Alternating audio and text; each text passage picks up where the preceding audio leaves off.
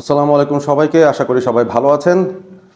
Bangladesh national টিমের FIFA ASEAN কাপের camp আজকে থেকে শুরু হওয়ার কথা। প্রিলিমিনারি স্কোয়াড ঘোষণা করা হয়েছিল পরশুদিন, এবং এখনো পর্যন্ত আমরা নিশ্চিত নই যে আজকে থেকে শুরু হওয়া বাংলাদেশ ন্যাশনাল টিমের যে ক্যাম্প, যেটা ডেকেছেন থমাস ডুলি দলের হেড কোচ, সেই ক্যাম্পে কয়জন প্লেয়ার আসবেন, সেই ক্যাম্পটা কি প্লেয়ার শূন্য থাকবে, কয়জন প্লেয়ার আসবেন, 8জন 10জন, টোটাল 28 জনের একটা প্রিলিমিনারি স্কোয়াড ঘোষণা করা হয়েছে। যারা দেশে আছেন, দেশের লোকাল ফুটবলে যারা ইনভলভড আছেন, সেই সব খেলোয়াড়দেরকে নিয়েই প্রিলিমিনারি একটা স্কোয়াড ঘোষণা করা হয়েছে ক্যাম্পের জন্য।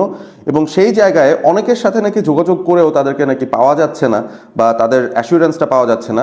এখন এই ব্যাপারটার মধ্যে কিন্তু একটা আলাদা রকম কনফিউশন আছে। ফর শিওর আপনি এরকম ব্যাপার হবে না যে আপনি তপু বর্মন, আপনি বসে আছেন, আপনাকে ফোন দেওয়া হয়েছে, আপনাকে ফোনে পাওয়া যাচ্ছে না। ব্যাপারটা আসলে এরকম না। ব্যাপারটা হচ্ছে বেসিক্যালি প্লেয়াররা নিশ্চিত করে বলতে পারছেন না তারা কি ক্যাম্পে জয়েন করতে পারবেন কি না। তার কারণটা, তারা যেসব ক্লাবে আছেন সেই ক্লাবগুলো তাদেরকে যদি ছাড়পত্র না দেয় বা পারমিশন না দেয়, সেই ক্ষেত্রে কি তারা আসতে অ্যালাউড একটা ন্যাশনাল টিমের ক্যাম্পে? আমরা বাইরের দেশের ক্লাবগুলোর কথা বলছি, সেই ক্লাবে আমাদের দেশের প্লেয়াররা যে যেখানে খেলছেন, তারা কি চাহিদা মাত্রই প্লেয়ারদের ছেড়ে দিতে পারবেন? মানে সেটা চাওয়ারও তো আসলে ফর্মাল রাইটটা একটা ফুটবল ফেডারেশনের সেভাবে আছে কিনা সেটা নিয়ে আমার সন্দেহ, এবং সেই জায়গাটাতে আসলে কনফিউশন হচ্ছে। আমরা বারবার শুরু থেকে বলছি যে হামজা চৌধুরী লেস্টারে খেলছেন, হয়তো তিনি ডার্বি কাউন্টিতে চলে যাবেন। সেই ক্লাবে তিনি যতক্ষণ খেলছেন, একটা ইন্টারন্যাশনাল উইন্ডোর যেই গ্যাপটা আছে, সেই গ্যাপ বাদ দিয়ে সেই ক্লাব তো তাকে ছাড়বে না, মানে ছাড়তে তারা বাধ্য না। মুদ্রা কথা হচ্ছে সেটা। এখন আমরা বিদেশি ক্লাব নিয়ে যদি এই কথাটা বলি, তাহলে আমাদের লোকাল যে ক্লাবগুলো আছে তারাও তো ঠিক একই স্ট্রাকচারের আন্ডারেই আছে।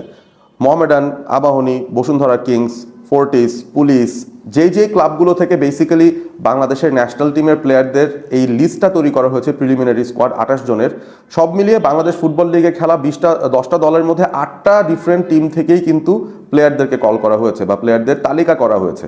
এখন সমস্যাটা সেটা হচ্ছে যে এই 8টা যে ক্লাব, তারাও তো তাদের ক্লাব ফুটবলের প্রস্তুতিটা নেওয়া শুরু করছেন, বা তারা তাদের ক্লাবের একটা স্কেজুল তৈরি করছেন, যেটার পর সেপ্টেম্বরের শেষ দিকে যে বাংলাদেশ ফুটবল লিগ শুরু হবে সেটার প্রস্তুতি তারা নেবেন।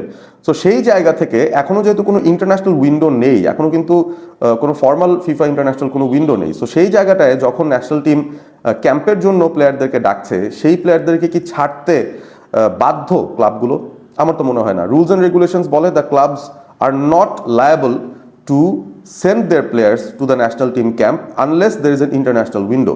সো সেই জায়গার মধ্যে যদি বাফুফে একটা তালিকা বানিয়ে ফেলে তারপর তারা জাস্ট এক্সপেক্ট করে যে প্লেয়াররা আপনি চলে আসবেন সেই ক্যাম্পে, তাদেরকে ফোন দিলেই, ব্যাপারটা তো আসলে সেরকম না। ব্যাপারটা তো প্লেয়ারদের উপর ডিপেন্ড করছে না, ব্যাপারটা ডিপেন্ড করছে ক্লাবগুলোর উপর। ক্লাবদের সাথে কি বাফুফের যোগাযোগ হয়েছে কিনা, তারা ক্লাবগুলোকে ফর্মালি চিঠি পাঠিয়েছে কিনা, তারা ক্লাবগুলোর সঙ্গে আলোচনা করেছে কিনা, সমঝোতা করেছে কিনা।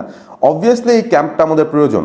কেন প্রয়োজন? কারণ এখনো পর্যন্ত যেহেতু বাংলাদেশের ক্লাব ফুটবলটা শুরু হয়নি, ফর্মালি লিগটা শুরু হয়নি, সেই কারণে প্লেয়াররা কিন্তু তাদের প্রি সিজনগুলোই এখন কাটাবেন, বা প্রি সিজনের প্রস্তুতিটা তারা নেবেন, তারা ট্রেনিং করবেন, তারা ফিটনেস নিয়ে কাজ করবেন, এবং ক্লাবগুলো তাদের প্রস্তুতি নেওয়া শুরু করবে। সো এই পর্যায়ে এসে বাফুফেকে কিন্তু রিকোয়েস্ট করতে হবে, সমঝোতায় আসতে হবে ক্লাবগুলোর সঙ্গে, যে দেখো আমাদের ন্যাশনাল টিম অ্যাসাইনমেন্টটা খুব ইম্পর্টেন্ট, ফিফা আসিয়ান কাপটা খুবই ইম্পর্টেন্ট, সেই কাপ টুর্নামেন্টটা আমরা ভালো করতে চাই, বাংলাদেশের ইমেজ বেটার হবে, তোমাদের ক্লাব থেকে যদি আমরা প্লেয়ার নিয়ে আসি সেই ক্ষেত্রে আমাদের ডেফিনেটলি সেই জায়গাটায় টিমটা বেটার করার একটা চান্স আছে, টিমটাকে বেটার প্রিপেয়ার করার একটা চান্স আছে। তোমরা দয়া করে প্লিজ তোমাদের প্লেয়ারদেরকে একটু ছেড়ে দাও এই ক্যাম্পটার জন্য।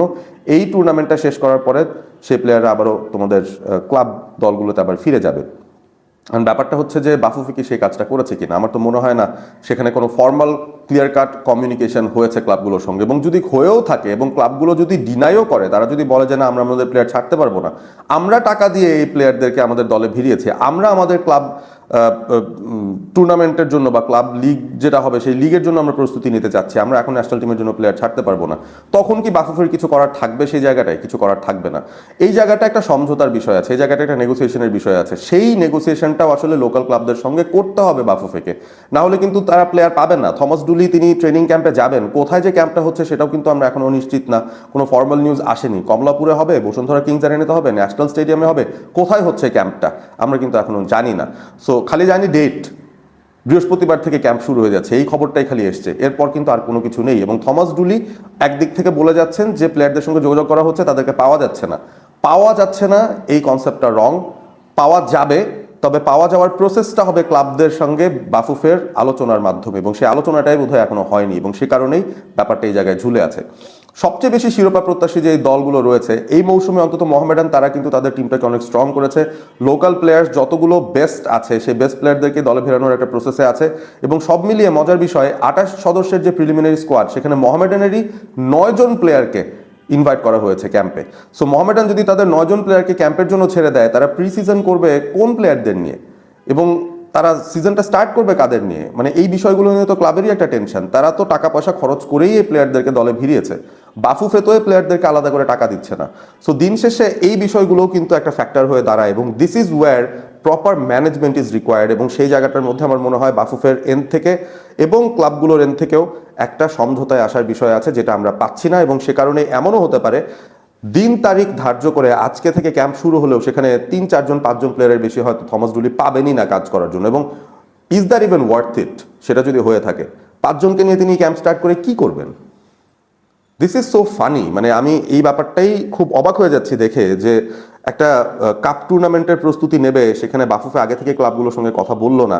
ক্লাব লিগ, মানে ক্লাবরাও যে প্রস্তুত হচ্ছে লিগের জন্য, সেই লিগে তাদের টিম কতটুকু শক্তিশালী, কতটুকু দুর্বল হয়ে যাবে তারা যদি প্লেয়ারদেরকে ন্যাশনাল টিমের ক্যাম্পের জন্য ছেড়ে দেয়, সেই বিষয়গুলো তো তাদের কনসিডার করতে হবে এবং সেগুলোও আমলে আনতে হবে। সো এই জায়গাটার মধ্যে আসলে ওয়ার ইজ দ্য ব্যালেন্স, কিভাবে ব্যালেন্সটা তৈরি করা যায়, সেটাই কিন্তু এখন একটা বড় প্রশ্নের জায়গা হয়ে দাঁড়াচ্ছে। ফুটবলের সঙ্গে ক্রিকেটের এখানে একটা তফাৎ। ক্রিকেটে আপনি যখন ন্যাশনাল টিমের কোনো অ্যাসাইনমেন্টে থাকবেন বা ন্যাশনাল টিমের যদি কোনো খেলা থাকে, সেই জায়গাটায় কিন্তু আপনার ক্রিকেট বোর্ড যখন ডাকবে ন্যাশনাল টিমের খেলার জন্য, সেই সময়টায় ওই ক্লাবগুলো যতই তাদের ডোমেস্টিক টুর্নামেন্ট হতে থাকুক না কেন, প্লেয়ারদেরকে কিন্তু তাদের ছাড়তে হবে, সেটা একটা নিয়ম। সো ওই জায়গাটায় কিছু করার নেই। এখানেও ক্লাবগুলো আসলে ছাড়বেই, বাট একটা ইন্টারন্যাশনাল উইন্ডোর গ্যাপ থাকবে, যেই সময় খেলা তার আগে তারা প্লেয়ারদেরকে ছাড়বে, নট ফর দ্য ক্যাম্প, যেটা ওই টুর্নামেন্ট শুরুর 3 সপ্তাহ আগে থেকে শুরু হচ্ছে। তারা টুর্নামেন্টের 3 সপ্তাহ আগে ছাড়তে বাধ্য না তাদের কোনো প্লেয়ার। সো সেই জায়গাটা একটা নেগোসিয়েশনে ডেফিনেটলি আসতেই হবে। আপনি বড় বড় টুর্নামেন্টগুলোর কথা চিন্তা করেন, আফগানের কথা চিন্তা করেন, আফ্রিকান কাপ অফ নেশনস, সেই জায়গাটায় সেটা কিন্তু একটা লিগ চলাকালীন সময় বা লিগ সিজনের মাঝপথেই হয় সাধারণত, একটা বছরের জানুয়ারিতে।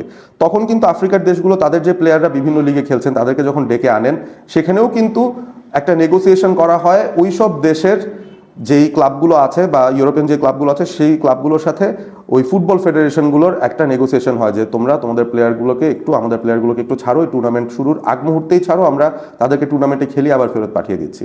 সো সেরকম একটা নেগোসিয়েশনে সব জায়গায় কাজ করতে হয়, এবং সেই নেগোসিয়েশনটা কি হয়েছে কিনা।